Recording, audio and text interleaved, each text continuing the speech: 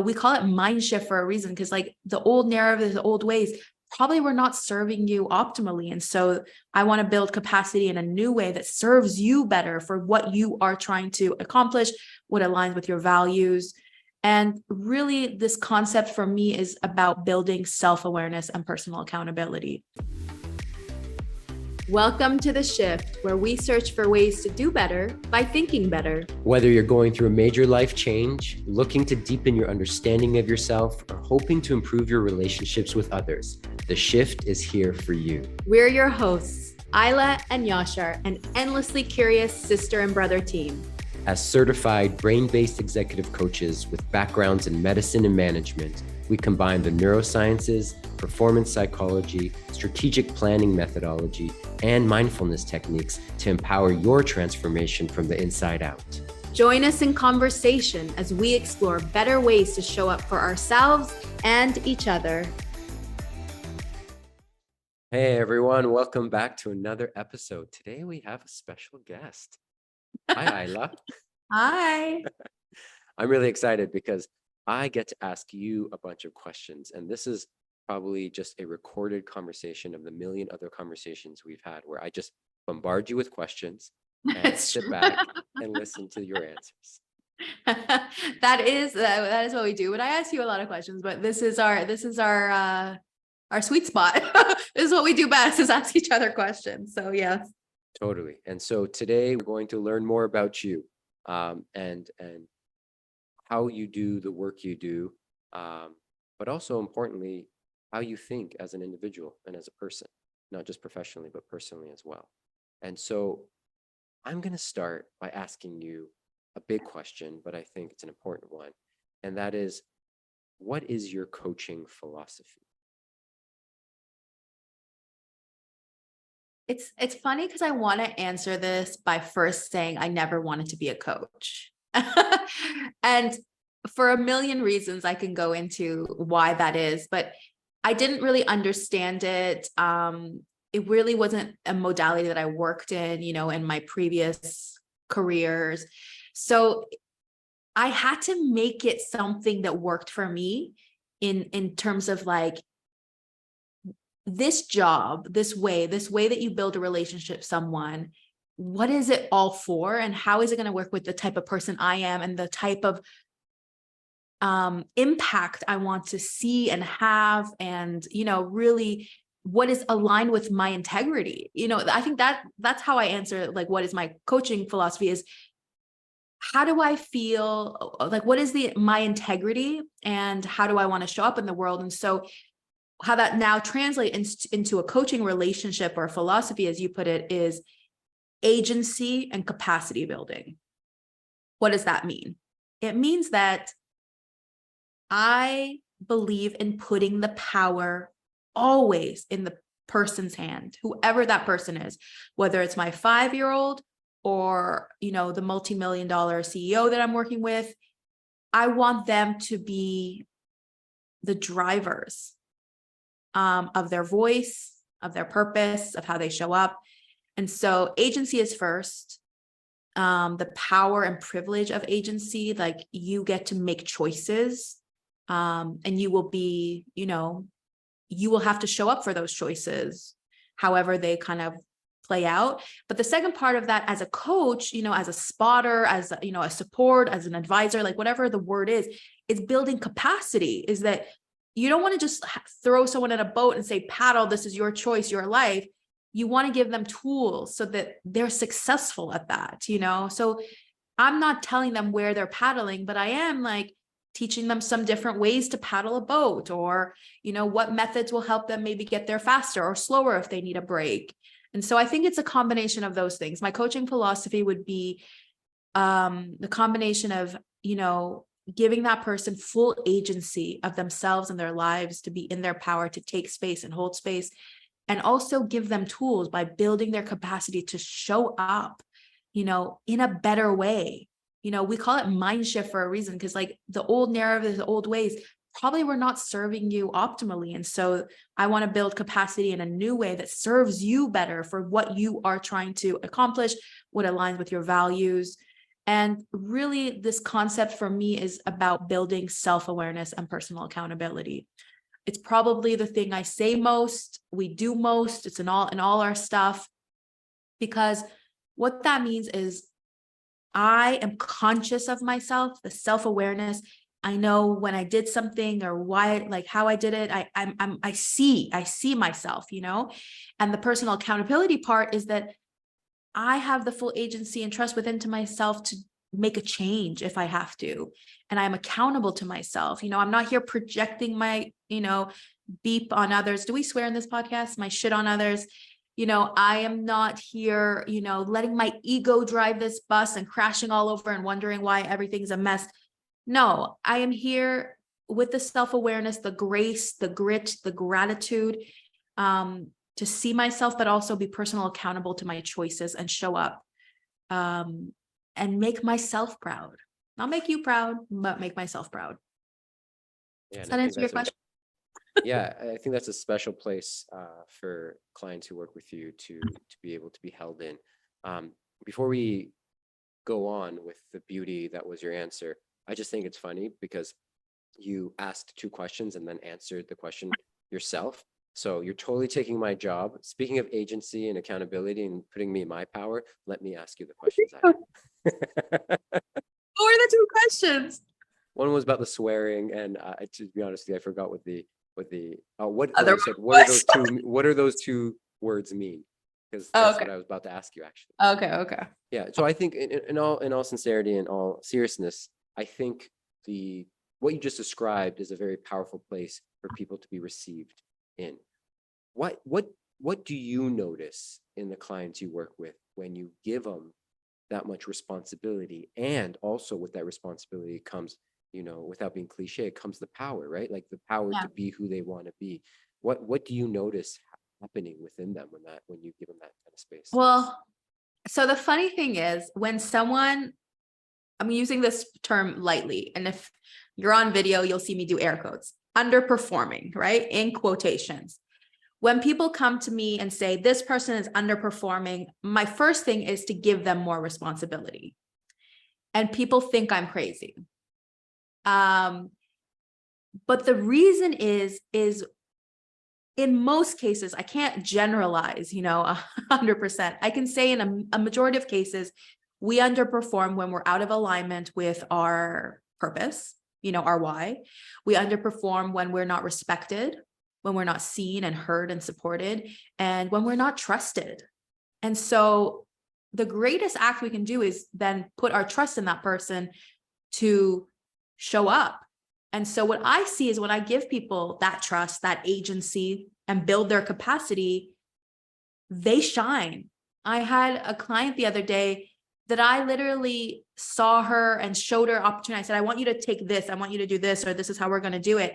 And I could just see the weight come off her shoulders, that somebody finally believes in me. That's what the shift happened. So it's like someone does something that we agree with or not, or whatever, and we take things away from them. But it becomes worse. Instead of giving them the opportunity, the agency to make different choices, to try different things, to put our trust in them, to see a new version of them drive. What I see most is people showing up to more aligned versions of themselves. And to be honest, I see their excitement back. The biggest thing I see is their excitement. Now, I'm not going to say most of these times I'm pushing a growth edge, right? This isn't easy. I'm not going to pretend it's easy, but it's the growth edge when it's in alignment with what we're supposed to do, with who we're meant to be, with what makes us get up and out of bed at night. We can push in that growth edge. We have this saying, that says stretch, not strain. When it's a stretch, we are all able to stretch. And when someone gives us our agency and gives us capacity to stretch, the sky's the limit. So that's really what I see. What I see is people getting the opportunity to show up as the version that they always wanted to show up. But to be honest, nobody saw them, nobody heard of them, and nobody supported them before in this way. So what I get to see is the best version of that person. Take the wheel. Yeah, exactly. I think you speak on trust a lot and the importance of trust. And with that, also is how you trust people. Giving someone more responsibility who, again, in air quotes, is underperforming sounds like an ass backwards way of doing things in any relationship. Um, but I think the way you speak to trust makes that system work, makes that relationship work. And I know you've said in the past that trust is part of your secret sauce as a coach. So can you expand on that? Because I think there's a need to understand how you are trusting, and how giving more to someone who's not doing as much as you think they can be doing actually helps, not hinders. Absolutely. Yeah, definitely trust is my secret sauce. What does that mean? It means that the greatest gift you can give someone is the trust that you believe that they will figure it out. You believe that they can change. When we talk about growth mindset and all of these concepts, there's a trust component that is never vocalized, that's critical to this relationship. We have this concept, and most coaches do, that you say you can't work harder than your client. We have a saying, it says nothing shifts unless you shift, which means the coach is a facilitator, not the main actor, right? The client has to be willing to do the heavy lifting. You can support them, but you can't do the job for them. It's irresponsible, it's disempowering. But part of that relationship is that you actually believe that that person will do the things. Again, it's the unspoken rule that yes, all that's true, but it's because I believe you will be able to show up as, the person, the version of you that makes you most proud. And what I'm doing is giving you the time and space and tools to do that. So trust is critical. If we use that saying, give a man a fish, feed him for a day, teach a man to fish, you feed him for a lifetime. There's something we're missing. There's a component that's missing in that. And it's that, yes, you can teach him to fish, and then you feed it this idea that he will now be fed for a lifetime. But it's the part that you're missing is that in that moment, you are trusting that he will learn how to catch that fish. This is what I keep saying. Trust is the critical element, the essential element to all of these relationships, is that if I teach you something, or I give you a tool, or I ask you a question, in that moment, I believe your inner wisdom, if I give you the time, space, and support, will bring the answer. And your answer will always be 10 times better than mine, because it's coming from your voice for your needs. It's aligned with your values. And that's why it's critical. And that is my secret sauce to my coaching relationship. I had another client call the other day. We've been working in a group setting and in various ways for about 10 months. And we were in a call, and she said a bunch of things. And I'm like, nope. And then I was just kind of like, she was saying all of these words. How do I express? She was saying all these words, and it wasn't the one I was waiting for. And she finally said what I was waiting for. And I said, there it is. And I said, I've been waiting 10 months for you to say that.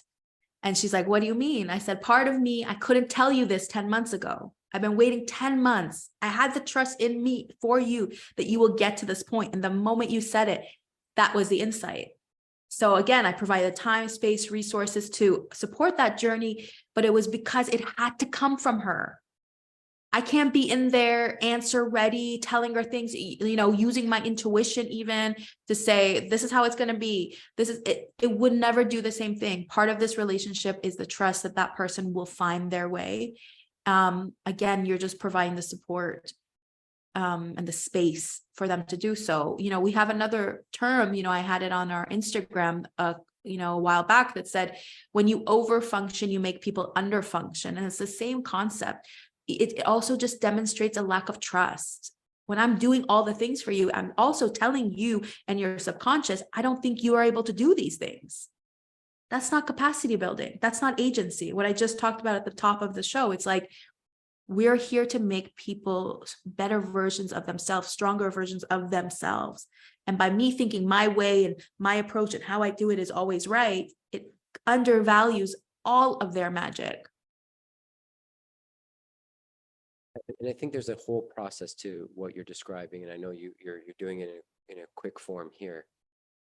But if we can kind of start at the beginning of this process for you, how do you start this engagement with the people you work with? What are the steps you mentally take to be able to get someone on the path you just described?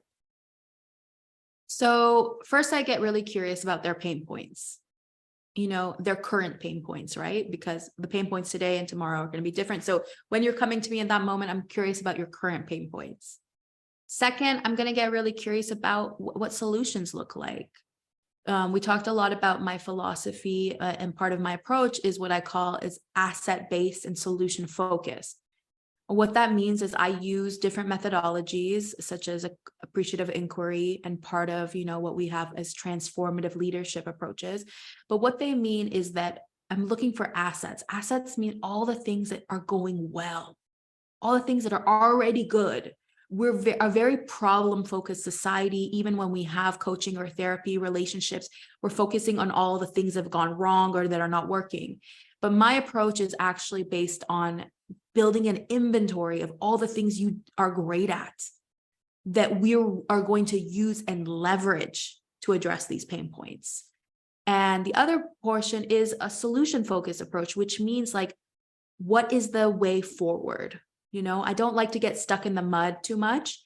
So I like to figure out, this is what it is today, but what do we want it to look like tomorrow? If we did a blue sky, what is the ideal space? And then how can we build a road to get there? Because again, ultimately, we're trying to take steps to better align us with the version of ourselves that we're most proud of, with the life that we feel we are thriving in. And so that requires us to take a kind of flip the approach and not address the pain. We're always addressing the pain, but we're working with it from, again, like I said, assets and solutions.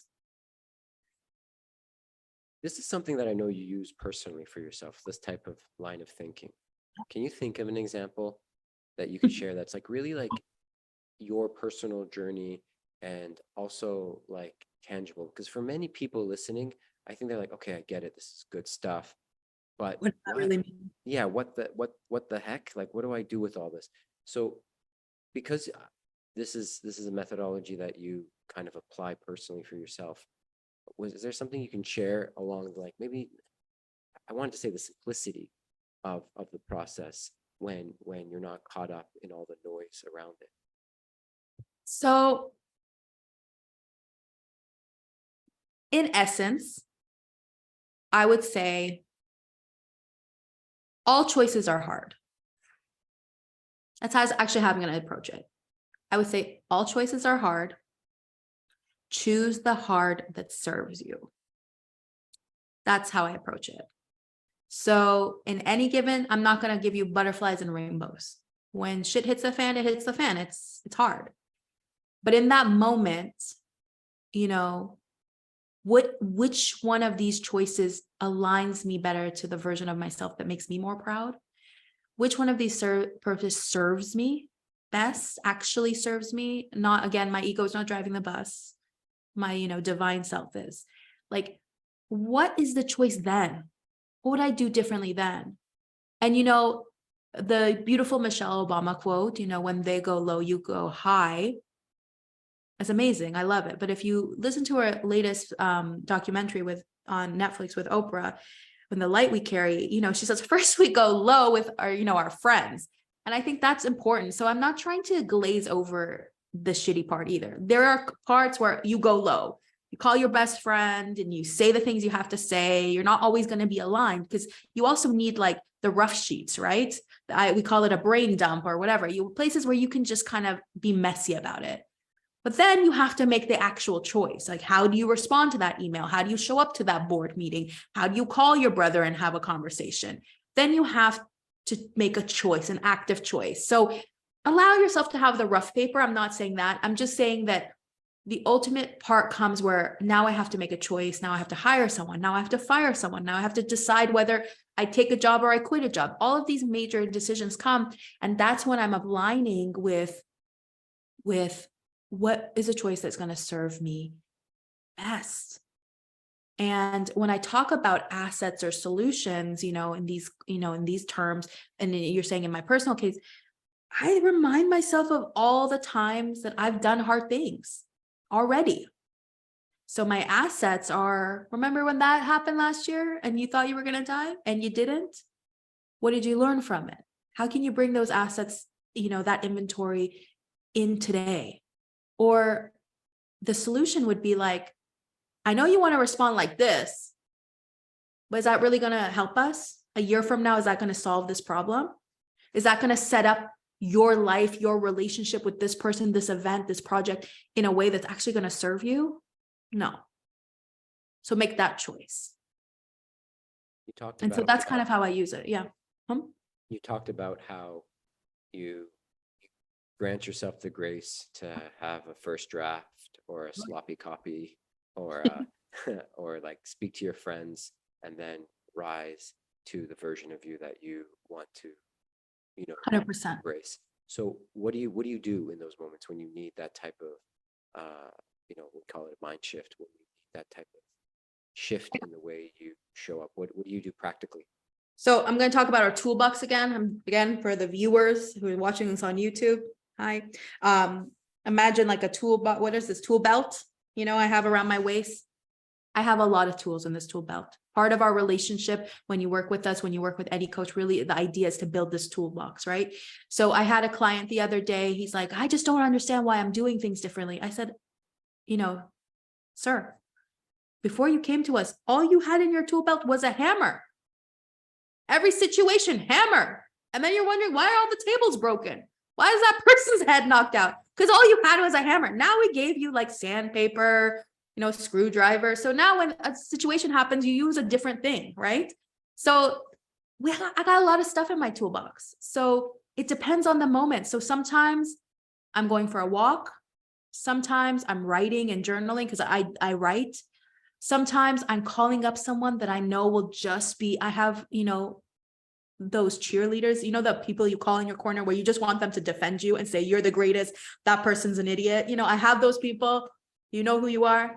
I say, just this is what this person did. And they're like, they're idiots. You're amazing. I'm like, thanks. That's what I needed. And sometimes I turn off all phones, all communications, and I do nothing. I binge watch Netflix.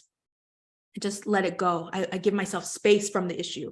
That's also sometimes necessary. So it really depends. But my first sloppy draft, my brain dump, my go low moment, or just really what it is a grace period, the space to then make a decision. We're in a society that we think we have to be answer ready. You got a text, you have to respond right away. You got an email, you have to respond right away. You have to call, you have to answer. That's just simply not true. Fact, right? So part of it is giving grace for space, that I'm getting this and I'm like, wait, I don't have to do this, or I don't have to be perfect. I can just say not right now. And so that's a relationship I build with like having to be answer ready and always ready to go. I mean, it's a boundary issue, it's a boundary of like my mental health and how I know the steps I need to take to align with the version of myself that will respond then. Then when I write the email, it's more grounded. It's more thought out. I've done all these questioning periods, but sometimes that's 24 hours. Sometimes it's a week. Sometimes it's an hour. It really depends on the gravity of an issue, how activated my body gets and how long it takes me to regulate that body and my mind to come back. But yeah, it looks like a lot of things. It looks like binge watching Netflix. It looks like, having a phone session with a best friend, or sometimes it looks like me just going into my writing and just writing and writing until I've processed what's going on. The other thing is a lot of energy work. I have kind of a relationship with how I cleanse my body of energy and how I, remain compassionate, but not necessarily a empath, which I am, I don't, one of the people I follow and I take guidance from talks about like recovering empaths, where that permeability of the energy, like just because you're mad, I don't need to be mad, and building those energetic boundaries of what is mine to carry and what is not. So these are all the tools in my toolbox, it's an array. And at any given moment, I use one of them to make the decision. But ultimately, when it comes to acting, what I choose to do and try to do is act with the version, make that choice, that hard choice, make the hard choice that will actually serve me in the long run. Yeah, I think that's a really crucial point, to appreciate that there are many tools for many situations, and the right tool in the right situation makes the job a lot easier. And once you have those tools at your disposal, then that's when you can use them, and not beforehand. course. So on that same theme, what would be a undervalued or underestimated tool that you either share with people through your coaching or that you use yourself in your personal life that you think most people skip over? Yeah, I think an underestimated tool and a powerful one is the baby step. The baby step is so critical. We forget that things don't have to be huge to make an impact. And sometimes just one small step will entice amazing, positive change. What that means is it works on multiple levels. Sometimes when we're in the helms of overwhelm, the huge step is just too much. So a baby step allows us to see a little bit of progress, taste it, and take another step. But mostly it really shows us that everything, like small and large, but small, have impact, that they matter too.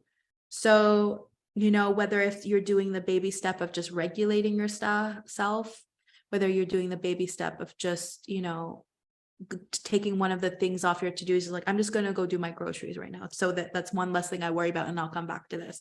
Whatever it is, it's taking these steps forward that build it. Like, there is a mountain you are climbing. Sometimes when you're hiking, if you hike, this, when you keep looking up, it just seems like doomsday. Like, it's like, oh, there's so much more to go.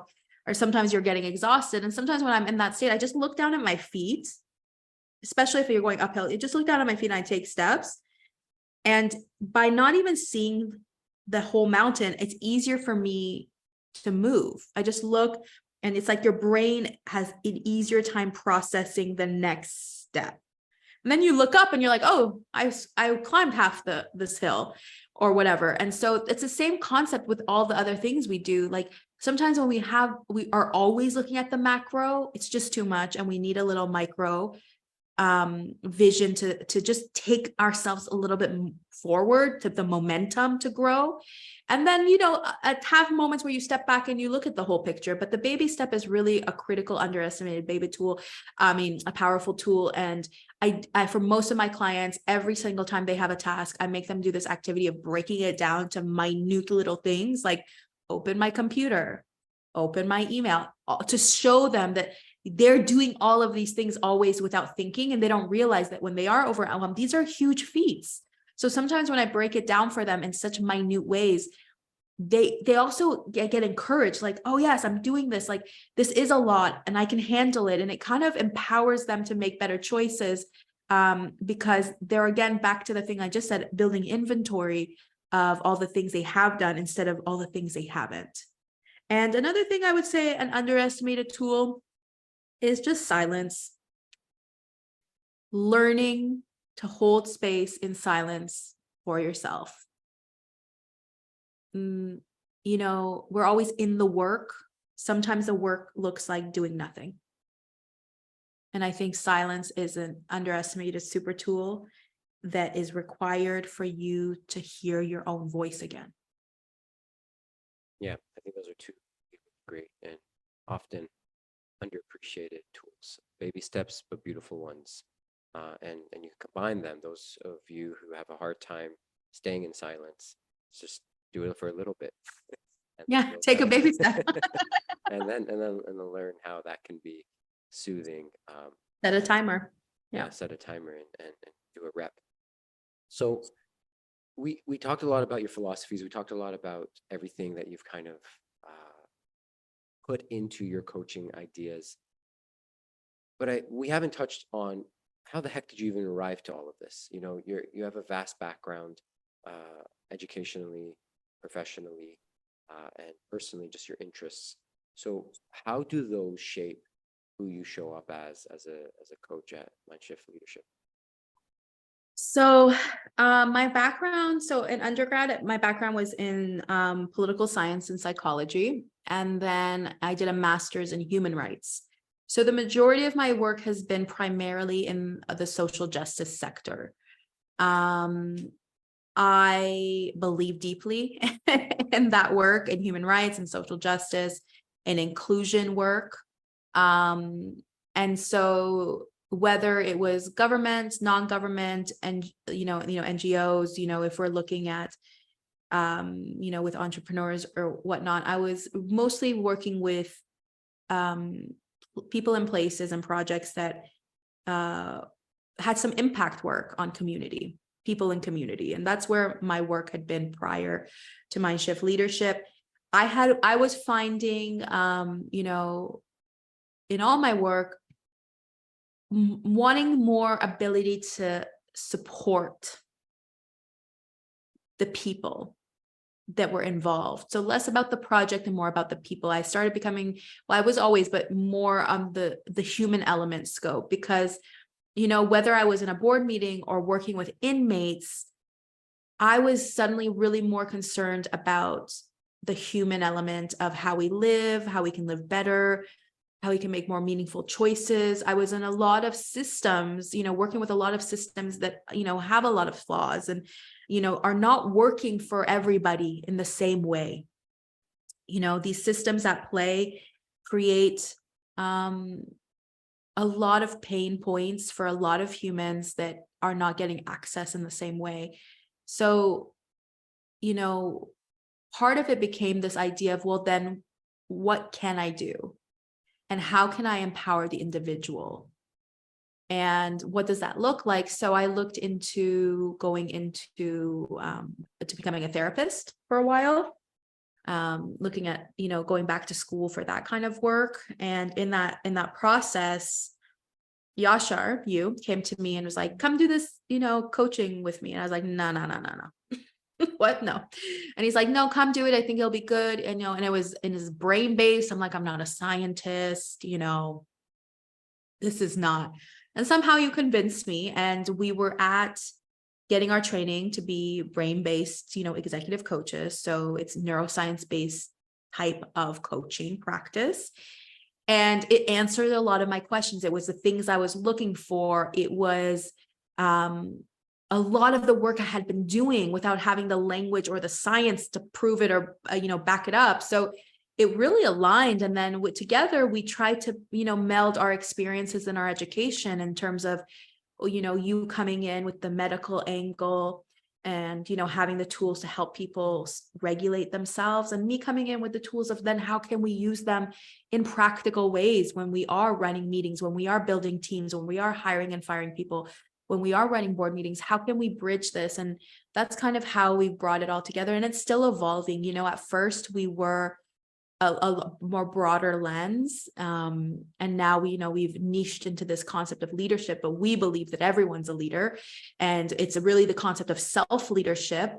But also having an understanding and lens that, people in leadership position hold privilege and power. And this is the place where we want to shift the model in which how we address mental health concerns and how we look at inclusion, which is critical. And then we can look at our performance optimization, but not at the expense of who's at the table and how they're treated. So that is really kind of how I've built, all of my background in social justice and human rights and brought it to this coaching field and really the lens in which we coach and train teams and companies and people to respect that. With all that comes the idea that you are very good at organizing chaos. It's a personal skill. Yes, it's a personal skill of yours and one that I've seen in action quite a bit. And I know that you are maybe a good way of saying it is you're hyper solution focused with what the answer to the challenge can be, instead of just getting stuck in the details of the challenge. And so that's one skill set that you've definitely shown and helped others become better at.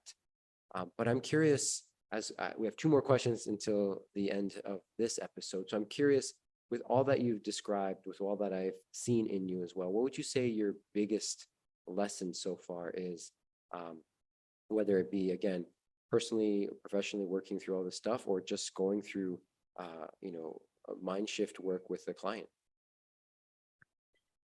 My biggest mind shift lesson so far is that showing up as the best version of yourself is possible, even when you think it's not. It's always within you. And the more you access it, the easier it will be to retrieve. But it's always possible. And I believe we can forgive ourselves. I believe that we are all able to grow and shift in ways that will serve us better. And I also believe that you are not responsible for the choices you made 100 years ago, as long as you work for recovery today.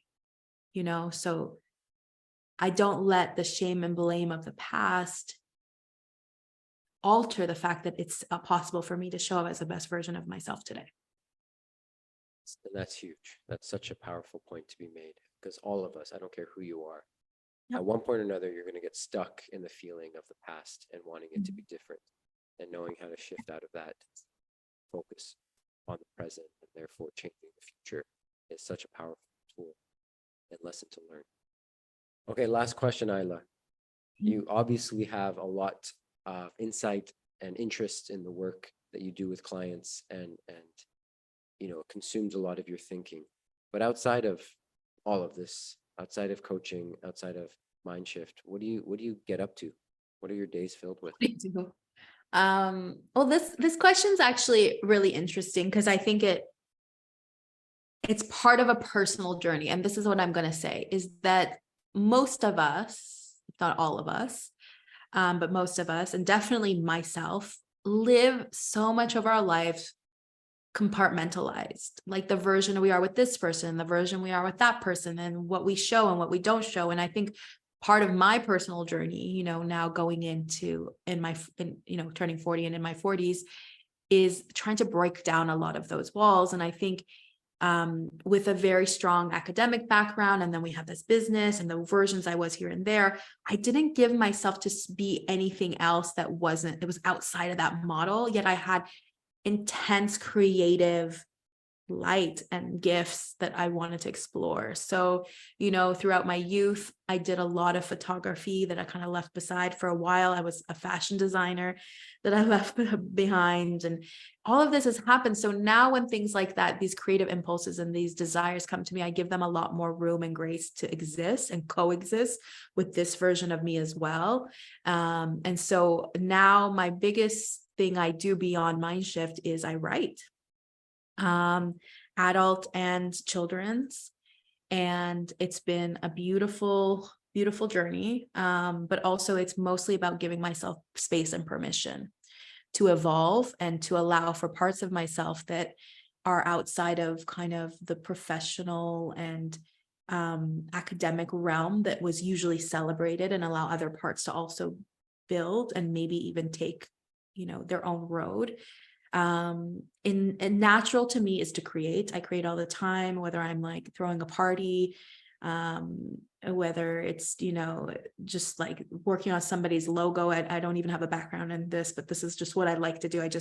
My mind works that way. That's when I thrive, and I've just given myself more space to do those things. So I do that. And then I also, these last years aside, part of who I am was a lot of traveling and exploring new places. I think, before I was 30, I had a list of like countries and cities I had lived or traveled and worked in and studied in. And it was a growing list that most people don't do in their lifetime. And it's all a part of how I experience the world and how I learn. And that's how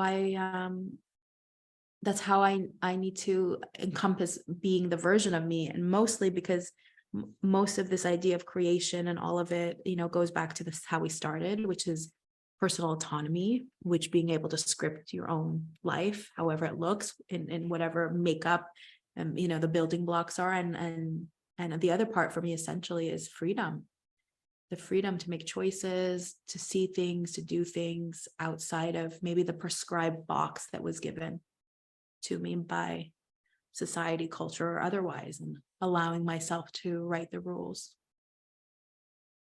Amazing, amazing. And the rules you do write for yourself, I think, also do, because it can sound like it doesn't allow for others to be part of that, or that you don't consider others in that process. When we hear ideas of like, I write my own rules, freedom, I get to see what I want to see and do what I want to do. But, you know, being a mother to two young boys, and I know how much time and effort you put into them, I think that's the mind shift that I want to capture in this, is you can have both. And as you said, all choices are hard. So make the choice that's going to be most aligned with who you are, and the exclusion of others, the responsibility for others is not what you're prescribing as much as Absolutely. just- But I think it's also part of the reframe. So for me, like I'm a mother of two young boys. My job isn't I have to or I should. Even that's a choice. Like I could choose not to mother them. You know, I think it goes back to how we started this interview, the, agency piece. Like it's my choice to be their mother. It's my choice to show up for them in that light, because it aligns with my values. It aligns with how I'm designing this life to thrive. When I picture, myself on a book tour, let's say, we're talking about my writing. I picture bringing my sons on stage with me. I have even visions. There's a picture of Alicia Keys, performing with her son, sitting on the stage with her. I use these as things that align with the version of my life that is most aligned. And for you, it would be different. For the person next to me, it would be different. That's what I mean about none of it is a have to. None of it is a should. That's how the reframe has happened. That's the mind shift. It's that I'm not doing anything special. What I'm doing is living and trying to live. I'm still a work in progress. This is not 100% right now, but I'm trying to build the building blocks that align with the version of myself that I am most proud of. And there are many circumstances that I can't change for a number of reasons. But even within those, I still make the choices that will allow me to show up as the version that I'm going to be proud of. And so part of that 100% includes other people and caring for others. That's part of my divine purpose, is caring and raising these boys. That is it. And part of the other part is allowing myself to do things that maybe weren't in the box sold to me by, like I said, society or culture, or not allowing someone else's opinion to shift the way I show up because it makes them uncomfortable, because, they don't like it when women do this or that. Like, that's just not part of my dialogue now. I hope the wisdom that I am growing, within these years has equipped me with the tools to show up as this version and be proud and know that, the person I actually have to make most proud is myself, even before my kids, because that's the version that's going to make them most proud, is that most aligned version, not a mask I'm putting on to pretend to do something that's not truly aligned or me, because somebody else told me I should. Yeah, absolutely. And these are the themes that we are definitely going to go much deeper in other episodes. And we're going to explore how the nuance and the tug of war and the gray of life can trap us in one way of thinking or another. But it's actually in those areas that we become involved in our thinking and connected and proud to ourselves that we keep talking about. So those are just the themes that will take much more time to expand on. But I want to thank you, Ayla, for your honesty with all of that and bringing your personal life into the conversation as much as you did. You're welcome. I hope it helped. And if you want to reach out to Ayla or us as a company, we'll have all the links in the show notes, and also including Ayla's work that you can take a look at and be able to purchase and read through. Until the next episode, let's say goodbye, Ayla. Goodbye. Thank you for listening. Okay, goodbye, everyone. Thank you for listening, friends. What shifted for you during this episode? We'd love to hear your insights. Write us with any questions, commentary, or episode ideas at theshift@mindshiftleadership.com. If you enjoyed this podcast, we would deeply appreciate a like and subscribe. The Shift is brought to you by MINDSHIFT Leadership, a heart-centered, evidence-based, mindset-powered leadership company, empowering you with the training to prioritize mental health, inclusion, and performance optimization.